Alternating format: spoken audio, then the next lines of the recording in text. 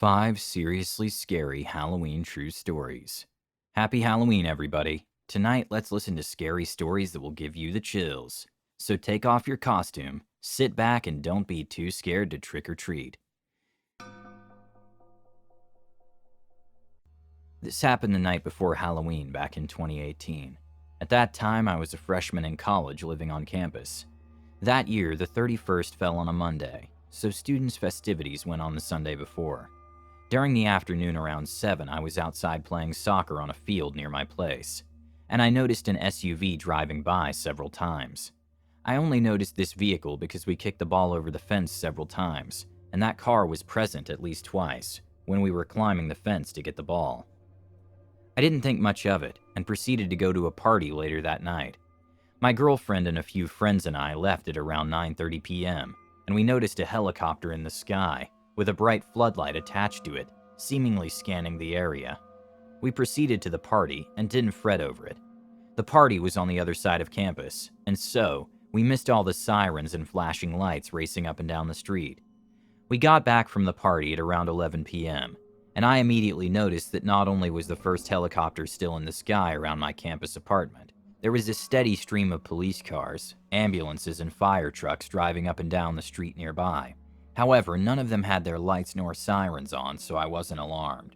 The next day, the internet informed me that an SUV was found ablaze in the parking lot with a woman's body inside.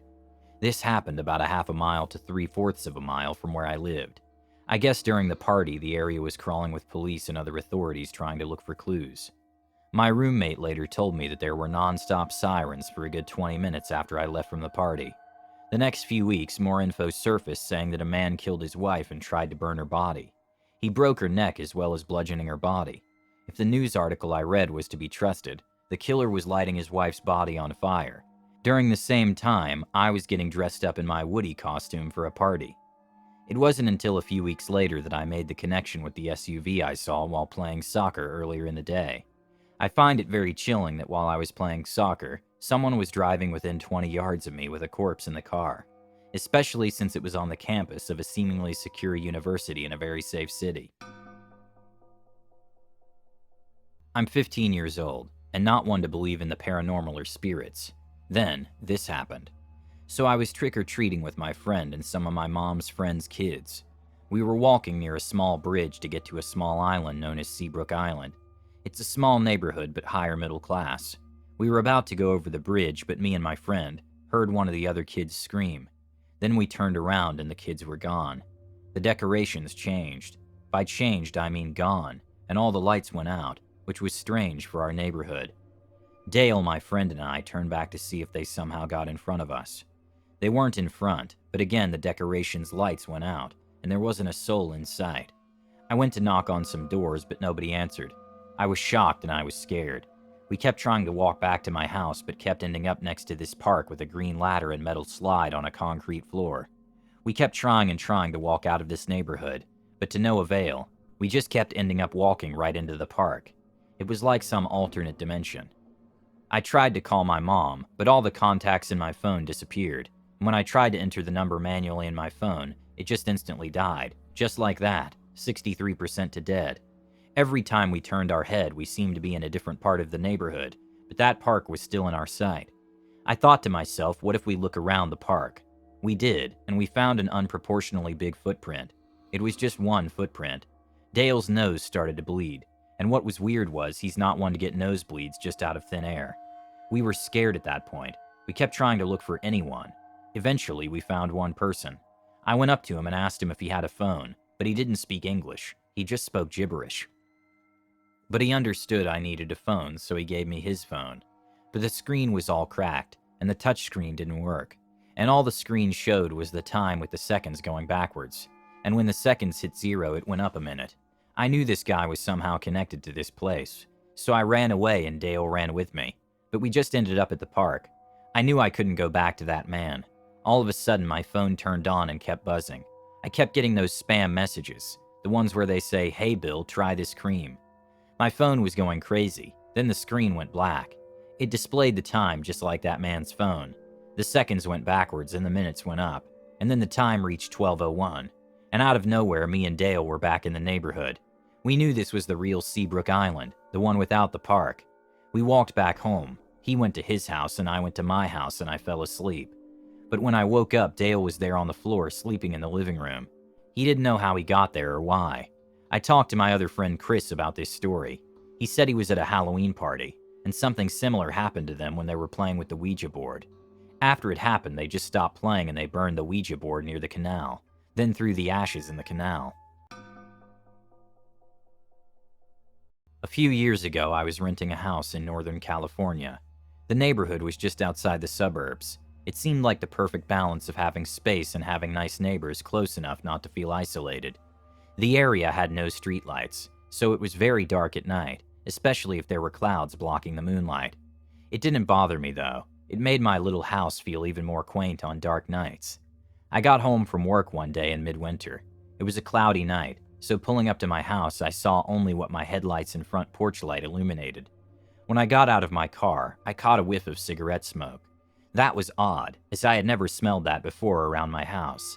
I didn't see anyone nearby, so I ignored it and went inside.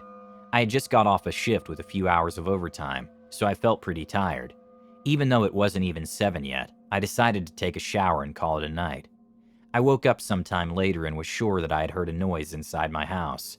I wasn't worried right away because my friend would sometimes stop by to use my shower after work, on his way to his night classes.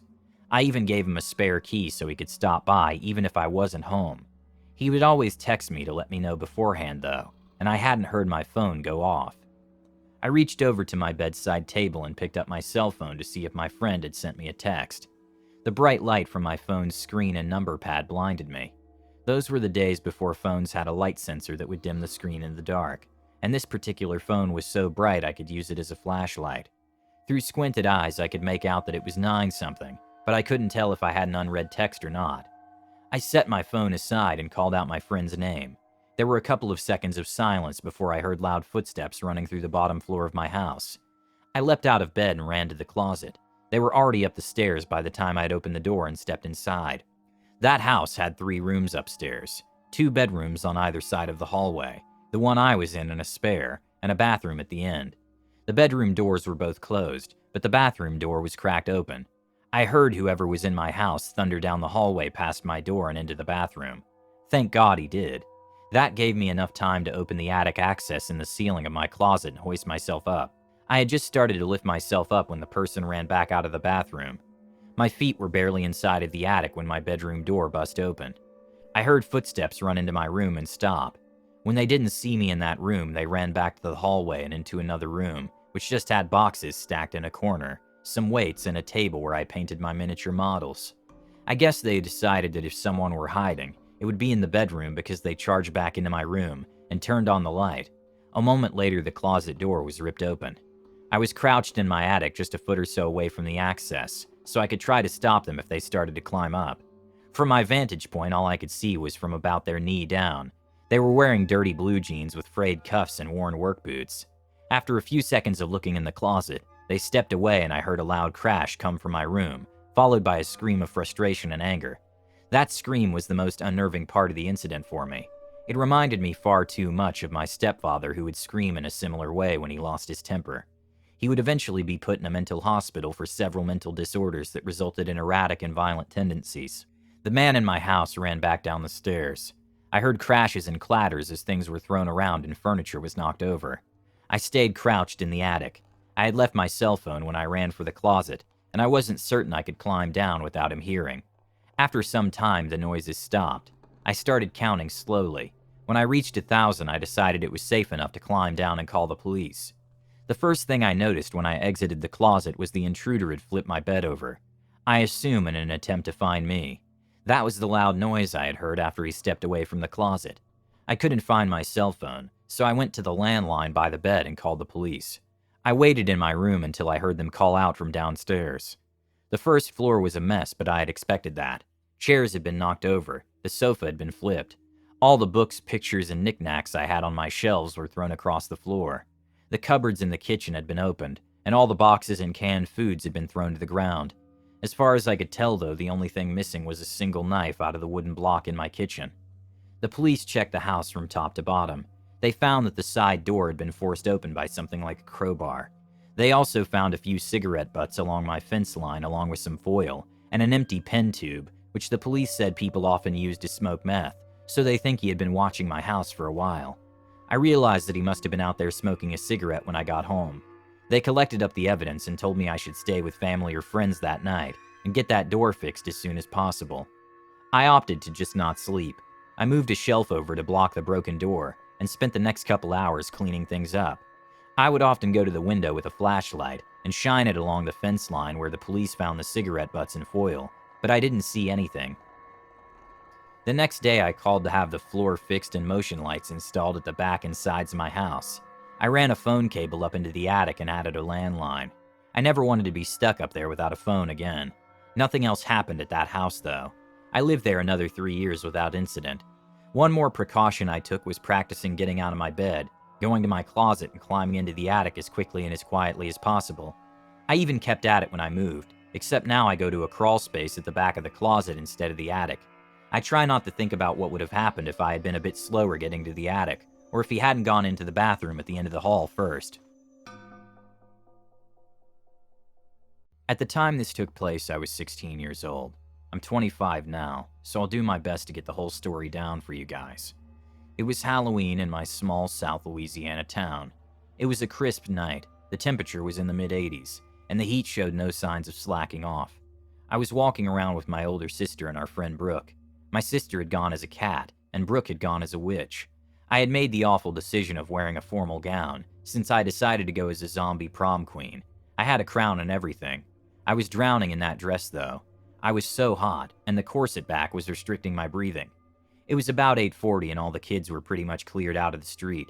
We were making our way to the park next to the city hall where my mother was supposed to pick us up. We were supposed to be there for 9 o'clock. The three of us were about 6 blocks away at this point, and my sister had stopped to talk to a friend of hers. I was not stopping, though. It was close to the time for my mom to pick us up, and I was not going to be late. Also, I was miserable in that stupid dress and I wanted to go home. I had carried on for about 2 blocks down before I had noticed that my sister and my friend had both stayed behind. I was annoyed to say the least. I only had 4 blocks to go before I could lay down in my mother's minivan. Being alone in the dark was starting to give me the creeps. The yellow streetlights didn't do the ambiance any favors. I'd kept my pace and kept walking, until I heard the rumble of a muffler coming up behind me. I moved all the way off of the road. The large black truck came past very quickly and turned to the left in front of me. I passed the intersection and I only had 3 blocks left. Then I heard the truck again. I'd never moved back onto the road, so I didn't bother looking back. It wasn't too strange that the same truck had passed again. The third time they passed, they slowed down for a good 30 seconds or so. That's what scared me. I didn't recognize the truck, and the windows were tinted heavily. As soon as I thought I could see a bit of a face, they peeled out and disappeared around a corner. I made another block before I heard the truck again. I was 2 blocks away from my ride, and I was scared to start running. I already couldn't breathe because of the dress, and I was terrified I would pass out. As soon as I heard the truck, my stomach wrenched. I still kept walking, only a bit faster than I had been. I kept my eyes down and watched my own shadow as the headlights came closer. I heard the brakes and I had made the decision to run, but I was too late. I realized how close they were to me. I felt a sharp pain on the back of my head, and I looked up and saw an arm sticking out of the window. An eagle clutching a sword was tattooed on his upper forearm. He had my hair wrapped around his fist. Before I could really comprehend the situation, he pumped the gas and was dragging me alongside of his truck. I was running as best as I could, clawing his arm. I was crying and screaming. The only thing that kept running through my mind was that if I tripped, I was going to be run over. This man was just laughing. I was completely helpless. As soon as it started, he let me go. I fell to my knees on the asphalt. I tore my dress, skinned my palms, and my scalp was on fire. I was inconsolable and I was hyperventilating. I stood up and wiped my face. Then I looked around and felt absolutely violated. I looked back at the way I'd come from and realized that this man had dragged me by my hair for a whole block and a half. I ran across the street to the park. My mother was nowhere to be seen. I climbed into the enclosed slide and I just curled up and cried. I don't know how long I was laying there before I heard my mother calling my name. I came out and she was walking up the street calling for me. I walked over to her and she looked me up and down and she started freaking out. Apparently I had blood on my face and dress from my hands. She ran to me and was asking me what happened and kept looking me up and down for a gash or something worse. I couldn't find my voice. I just held on to her and cried. We spent the next few hours at the police station filling out a report. Long story short, nothing ever came of it. For the past 16 years, I've lived in a very standard house on a very average street, in a big, boring neighborhood. In the daytime, it's quiet. There aren't very many kids anymore, just empty nesters or the elderly. However, there are still some kids around, and so, when Halloween comes around, I still go all out.